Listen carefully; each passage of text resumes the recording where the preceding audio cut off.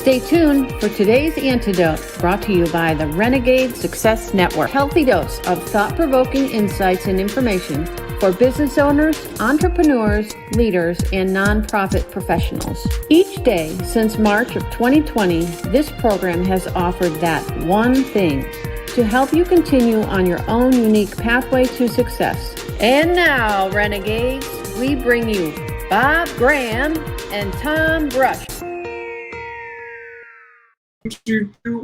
Hey Tom, happy Wednesday. How are you? I'm doing very here's the standard question. I noticed that you got the blue shirt memo. That's good. We were on track. I got the blue shirt memo. And I don't know if you saw, but right before we started, I actually went and turned on the fan because it is really warm in this room. The sun is baking me. So that's why I was out of sorts. I had to do some movement and then get back in time for the do. And I didn't want to do it as I was falling in. Then I'd look like, have you ever watched the TV program Schitt's Creek? Can you say that on the air? I did. Okay. Have you seen that program? A little bit. There's the character, the older guy, Bob. Yeah. Yes, his name is Bob. And he shuffles around. I'm going to do this because I can. And he shuffles. This is sort of how he walks. Okay. I'm just giving hey, so, folks, if you came here for something useful, you've come to the right place. So what Tom and I try to do each day is we try to help you figure out. And we also have some witty banter, or at least we think it's witty. We also try to celebrate. We also try to figure out something, clarify something for ourselves and for you so that you can find the steps to move forward. That's our goal here. How did I do, Tom? I never get to do that, so I figured I'd give it a shot. That's not bad. I just wanted to throw in there that if you're listening to the podcast, you should go back and watch. I always want to say that. There's lots of value to podcasts, and people can I love it. Listen to it anywhere. You miss Bob's little introductory gyration. That's the only way I can put it. And which has a unique history. I'm not nearly as bad as the guy you and I have been watching on video over the last couple of days. Yeah, it is interesting. Bob and I have been watching a video of this guy who is helping us through something, which is great. And now it sounds like it's a marriage counselor, Tom. We don't have issues with helping us through something. It's not that bad. It's a good thing. Yes. I don't even know where to take that. Anyhow, it's got you totally flustered today. So off the place. Let's get back to the program. So yes, Bob, You did a great job with the introduction. The only thing I would add is that at the end of the show, we try to provide that one thing, the antidote, to help you move forward through the topic that we've been discussing. And you may use it today. You may not use it until later, because you might not be at a point where this topic is top of mind. Although we are pretty sure, given all the people we've talked to, it will come up as a part of your daily life, your work life. And so that's why we want to have these discussions, so that you will have this, so that your knowledge, experience, and perspective will be prepared when that situation arises. Other than that, excellent job, Bob, today. Thank you. So the other thing we like to start the show off with is our celebrations. And Bob, what's your celebration for today?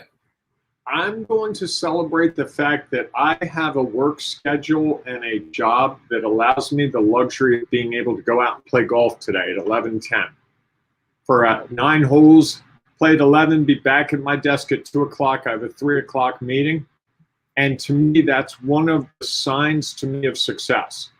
A lot of people think big success comes from making a whole lot of money, which is great. Not a lot of people want to help people, and I want to help people. I'd love to make a lot of money. But one of the really important things to me is the flexibility that my schedule allows me. That someone said, hey, I've got a spot to play golf at 11:10. Can you make it? I was like, I think I can. And that's one of the benefits to being a renegade. It's not 9 to 5. It doesn't have to be 9 to 5. It can actually be 7 to 10. Take a break, play golf for 3 hours, and then work from 2:30 to 8:30. 9:30. Who cares?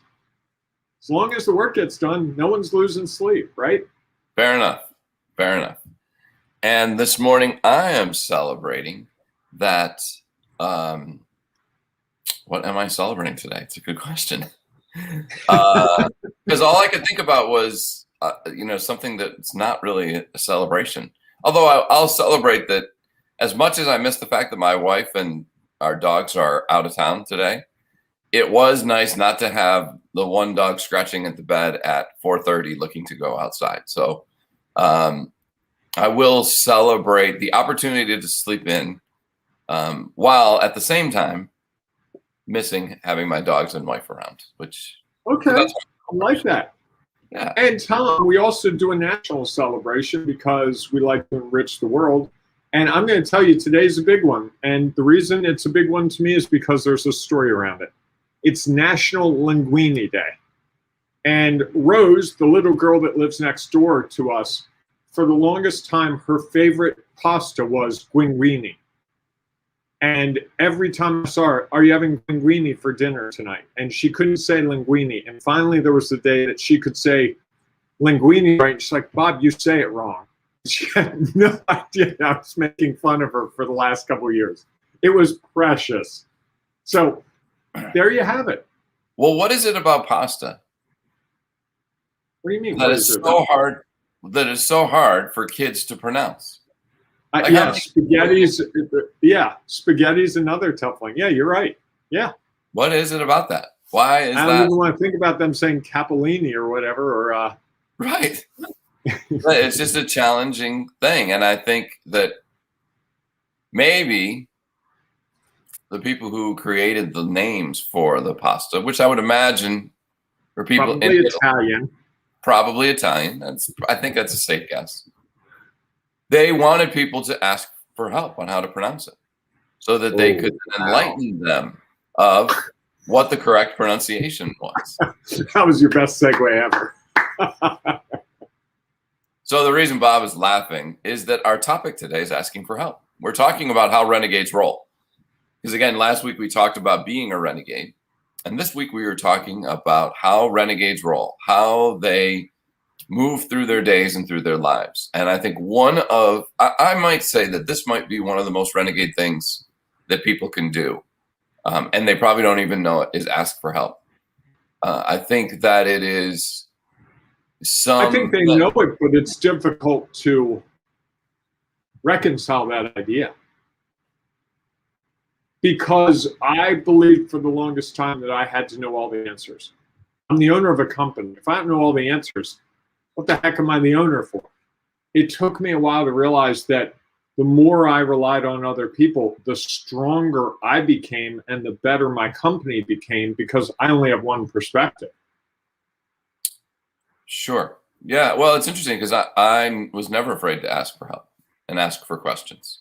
I was the person that probably every teacher was like, holy cow, would that kid stop asking questions?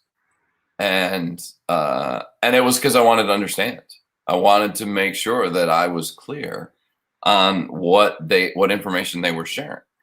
And I think that when you think about it in that terms, it's a very different than thinking about it as a weakness. And I think many people sometimes would say that if I have to ask for help, what am I doing? Doing whatever it is I'm doing.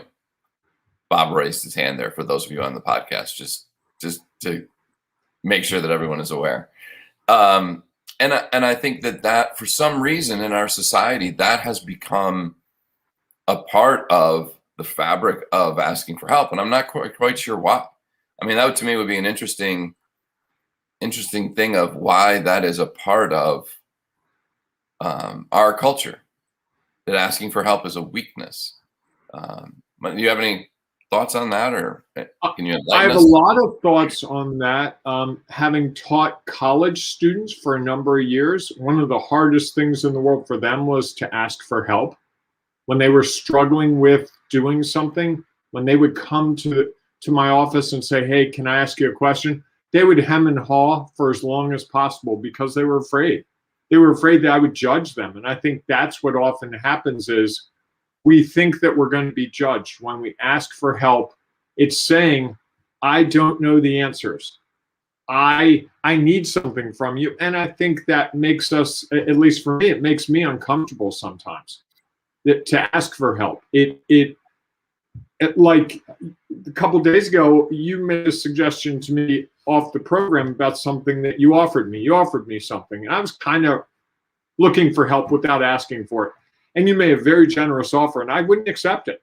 I just wouldn't. It was just like, I'm not going to accept your help with this. I'm just not going to do it. And I don't think I'm alone. I mean, I think that's probably, if you think of what gets in the way of success with most people, I think the biggest thing is not soliciting help, not asking for people, asking people, hey, what do you see that I'm missing?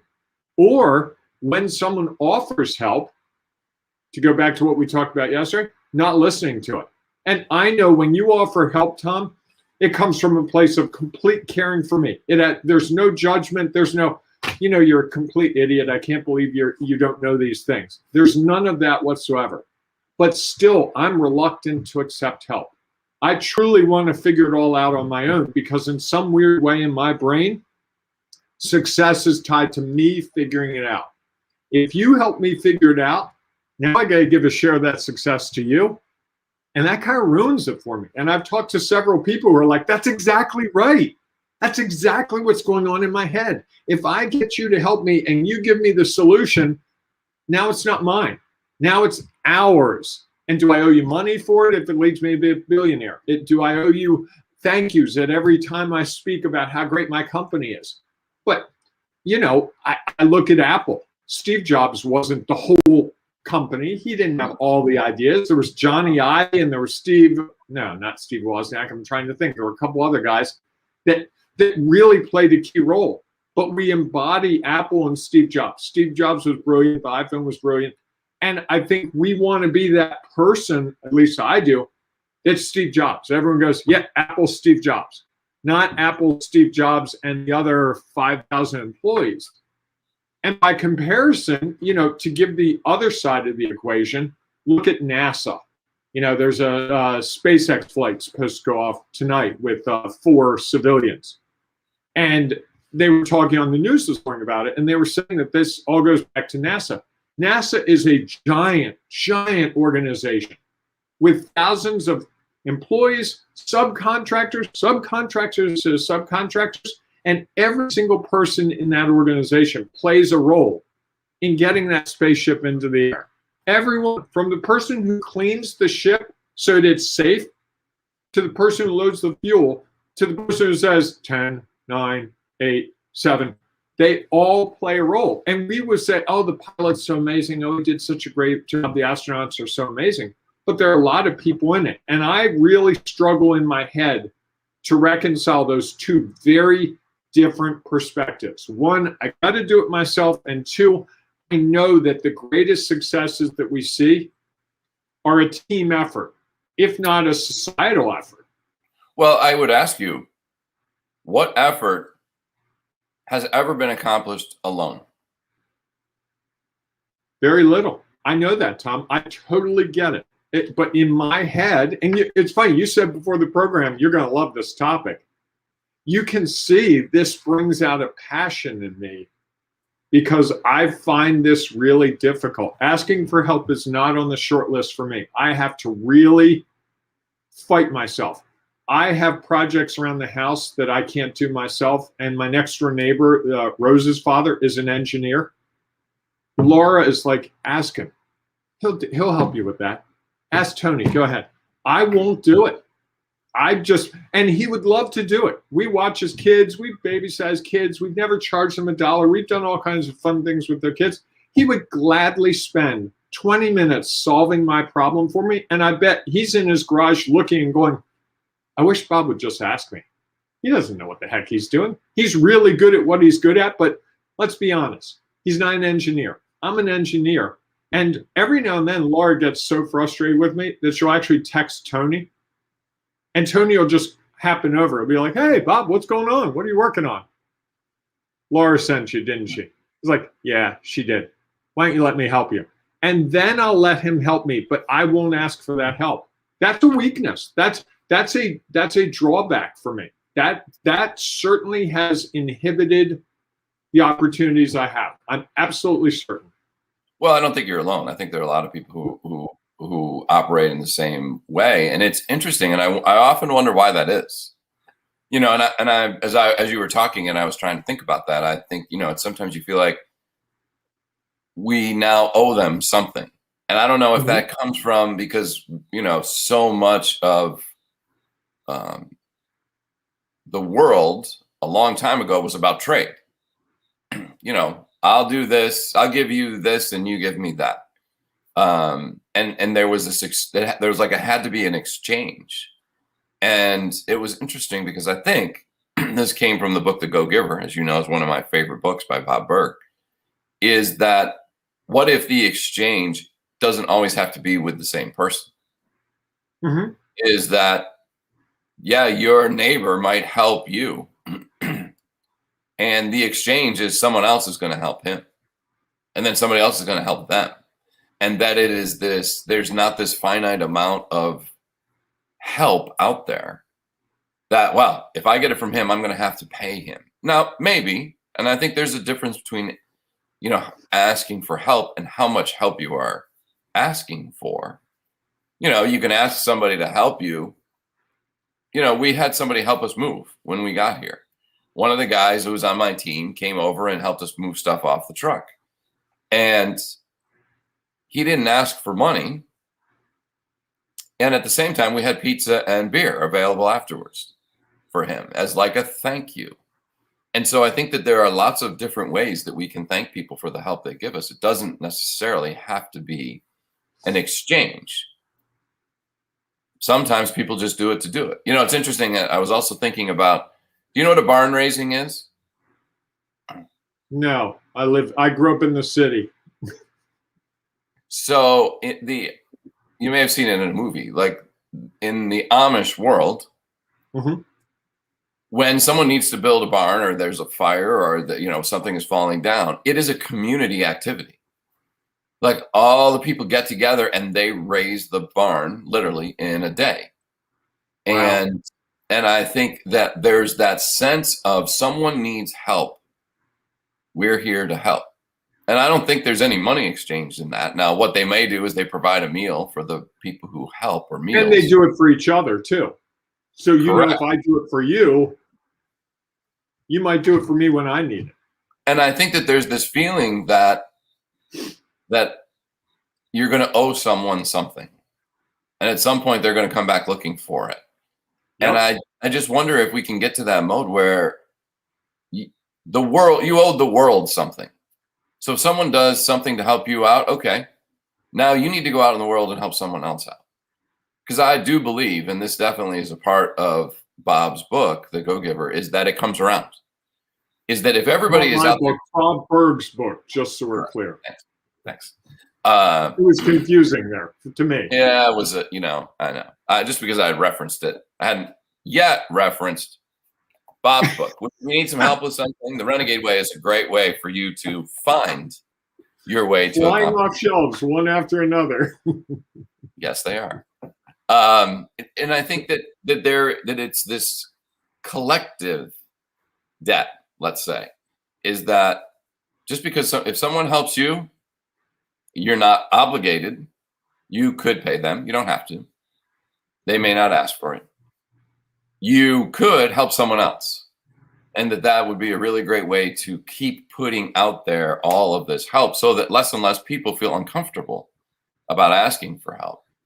And I think maybe if people think about it as a collective, rather than, oh man, all these people have done all of this for me that I owe them. Maybe. And not necessarily.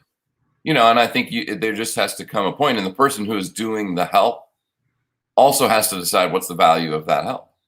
And is it something that they are willing to give for free, or it is something that has significant value and they may charge for that. And that's how I think the world of that, and I think there's a difference between the two, and that's okay. And so I just have always, and not that I'm always good about asking for help, but a lot of times I know that I don't have all the answers, and I'm okay with that. And I think that started when I was a kid, that I was intrigued by learning and intrigued on getting an understanding of what was happening, because I believed that was going to help me move forward faster. And that if I could do that and I could have a better understanding, which would turn into results that I could evaluate, measure, and then figure out how to move forward from there, that was ultimately going to be beneficial for where I was at. And that I stopped worrying about, that I have to have all the answers. Well, and Tom, one of the great examples, I think, for you and me, where we've actually applied this is you and I each do speaking, and we speak often to very different groups. And somewhere along the way, about a year ago, I think you asked for me to look at one of your presentations, and you walked through it. And I was like, well, what about this? What about this? And we had a really good exchange about what about this? What about this? That really, I think, from where I saw, improved it in terms of what you were trying to do. I think it clarified and crystallized. And now you and I have done that, with 8 or 10 presentations between us. It's pretty much standard that, hey, Bob, I've got a presentation next Friday. Can I walk through it with you this week and get your feedback? And vice versa, because our perspectives are aligned, and we also know what the other person's trying to do, and we see it with a different lens. We can step back. And I think that's the part of asking for help that I find exciting, is when I ask for help, the person who accepts that request provides me a different set of knowledge, experience, and perspective. What's real for them may not be real for me. And that's where the opportunity is. And that's part of what we built with the Facebook group, our Ring of Renegades Facebook group, which you'll hear later is a private group, just so you know. And that's really important to me, that within that group, people can ask for help. And it doesn't have to be like, I'm looking for a financial advisor, though it could be, but it could certainly be, I'm considering 3 logos. Which one do you like best? Or I've got to give a presentation. What slide template do you use? And I really do wish that group used that tool more. I try to use that. You and I have used it to crowdsource a lot of stuff, because we've got over 1,000 people in there from all kinds of industries that see it so profoundly in their own way. And there's never a time when someone asks for help where I don't go, wow, I didn't even think of that. Wow, that's worth consideration. And that's how we all improve. So Tom, it's time for me to give you a whole bunch of comments. We got a cavalcade of comments from Do you Tim. wanna... Nothing. Cavalcade, nice word. Thank you. I ask for help a lot. This is from Tim, but there are only so many clinical psychologists around. Good line. I am celebrating being able to help a good friend today. That was also Tim. I love that he's telling us what he's celebrating. Also from Tim, all-time favorite pasta mispronunciation is my son saying Piscetti. Yes, there you go. That's a tough one. And from my sister, Nate says it's because it's Italian, it's hard to pronounce it correctly. Good morning, Bob and Tom. Good morning, Beth. Good morning, Nate. And also, we're all weak in some areas. Not asking for help is the height of hubris. That's from Tim. I think he's hubris and cavalcade in one day. Yeah, we're getting... maybe we should rename the show Today's Vocabulary Words. I'm starting to think that's what we're doing. And then John Hansen offered us, that's key. And I think the key that he's talking about is, seeking help when we can't figure it out so that we can find ways to improve. And we don't, I'm really struggling today, Tom, because I think I painted myself into this corner of, I don't know what the heck I'm talking about. But what I would say for me, just to clarify, I'm of 2 schools of thought. I really do have a fight going on in my head at all times. It's the ask for help angel on the right side, and on the left side, the don't ask for help devil. And it is, each one wins throughout the day. I'm getting better at asking for help, but I would bet the number of times I think of asking for help and the number of times I actually ask for help, I bet it's about 10, 12%. Fortunately, I'm blessed with people in my life now who they know when I need help, and they will make the request. They will say, hey, Bob, I think you need this. I'm like, oh, yeah, thank you. So it's interesting that you recognize there are people in your life that are willing to help you and Absolutely. have helped you. And yet you feel uncomfortable asking. Why is that? I think the discomfort comes from the vulnerability, admitting I don't know all the answers, and you honestly also, know all the answers. Do you know all the answers? I know I don't, Tom. This is the intellectual struggle. The rational Bob totally gets this. I like to think I could coach someone through this so beautifully, but coaching myself through it doesn't work because the emotion comes into it. And I feel like asking for help creates an inferiority issue. I know it's irrational. I totally get it. But I feel like I'm a lesser person if I ask for help. You're going to like my one thing. Okay, then let's get right to it. This is the point in the program where Tom and I give you that one thing that you can chew on, maybe spit out, or maybe apply. Ooh, I like that. Chew on, spit out, or apply. I think spit out means, let's just say it could impact you. Okay. There's a lot of different ways it can, impact can be significant. You could also reject it. You're free to reject it. Here's the interesting thing about that, though. Even when you reject someone's idea or concepts, doesn't it have an impact on you? Doesn't it make you stop and say, yes, let me think about that. How does that, and I would almost bet that it has a tiny impact on who and what you are because you have stopped to consider whether this is something that you should explore more, better understand. And so that even if it is something that you disagree with, don't like, think is ridiculous, I think it likely has a change. It changes you. Might be small. I would agree with that. And still there is change. It goes into the soup. Correct. Absolutely. And maybe the oregano, you don't really taste it, but it's in there. And if you don't put the oregano in that soup, man, this just doesn't taste right. Oh, I forgot the oregano, right? Or I forgot the basil or the thyme. Look at that. I'm like Mr. Soup. Although it would have been better if I talked about spaghetti sauce, right? Pasta sauce. That would have been more appropriate today. Well, outside of thyme, I think basil and oregano definitely are part of spaghetti sauce. Indeed. Or gravy, depending on you're delaying and distracting. We want your one thing. We are at the edge of our seats. Here's my one thing, is that while many think asking for help is a weakness, I am convinced it is a strength. It is a strength to say, I know a lot, I don't know it all. And if I really want to move forward quicker, I'm going to ask somebody for help, because I know that if I'm not sure and I'll sit and struggle with it, like Bob sits and struggles with the things around his yard, when he could probably be done sooner and move on to something else he enjoys, rather than struggling with something that he doesn't understand or doesn't have complete knowledge of. To me, that is a strength. It's a strength that you are willing to admit that you don't know it all, and that's okay. And that you might know somebody, and you likely do know someone who has information that could be really helpful to you. So if you stop thinking about asking for help as a weakness and start to think about it as asking a strength, and a strength that is going to help you even get stronger. Because here's the funny thing about asking for help. We learn something, right? How many times have you asked for help and not learned something? Oh, every single time I've gotten help.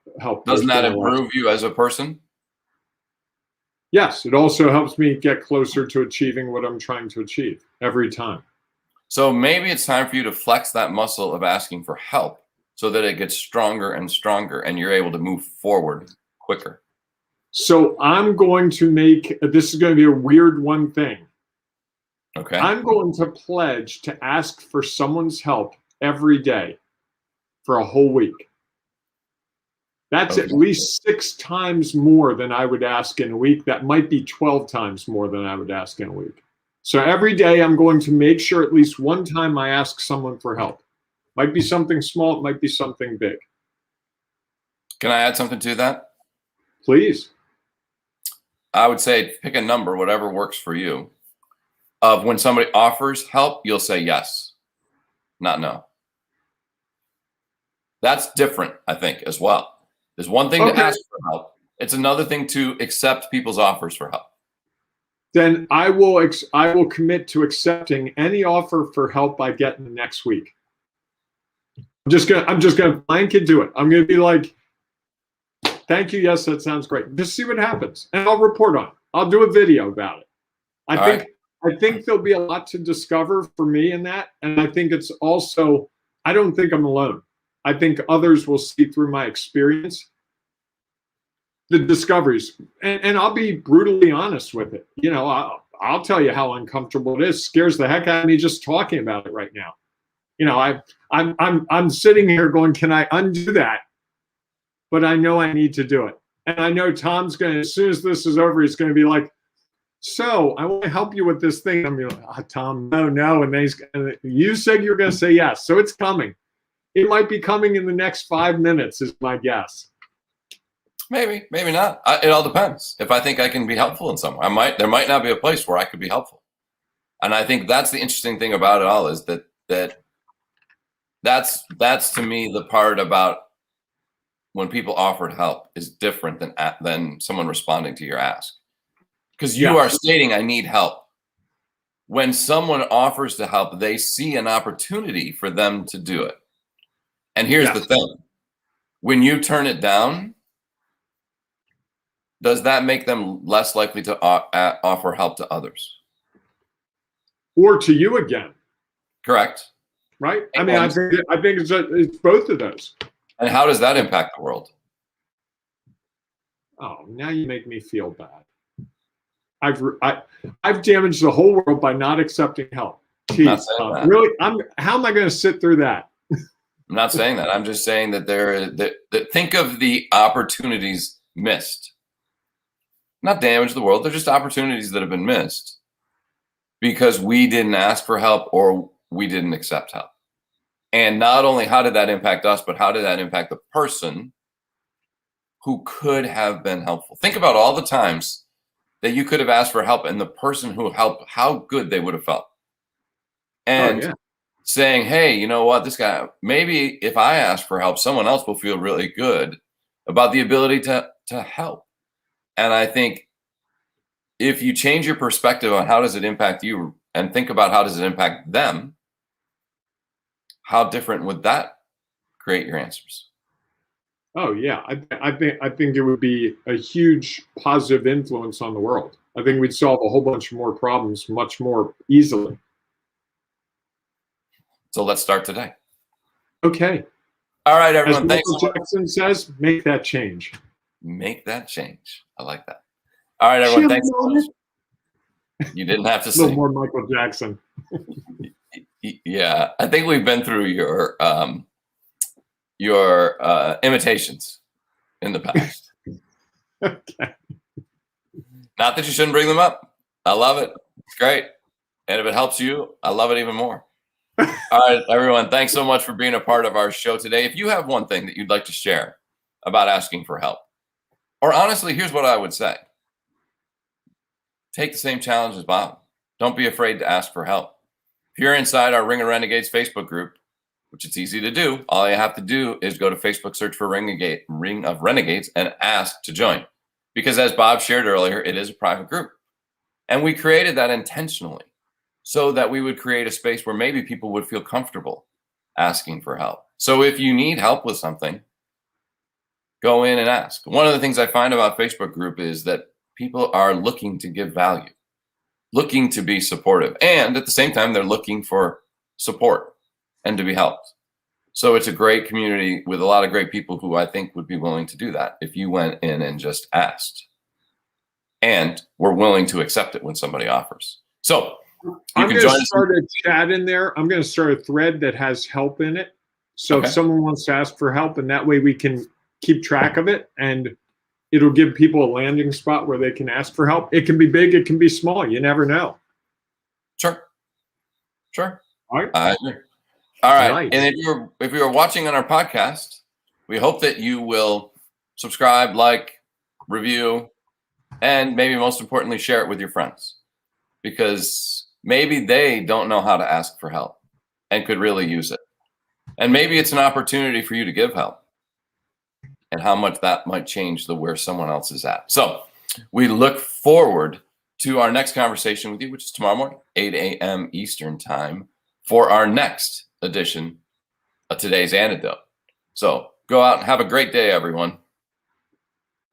Embrace the renegading you. Thanks for listening to today's Antidote, powered by the Renegade Success Network. The Renegade Success Network helps you confidently create your own unique pathway to success. To learn more about the Renegade Success Network and how you can take your next step, follow us on Twitter, connect on LinkedIn, or join the Ring of Renegades Facebook group. For full details on how you can join our community, go to renegadesuccessnetwork.com. Embrace the renegade in you.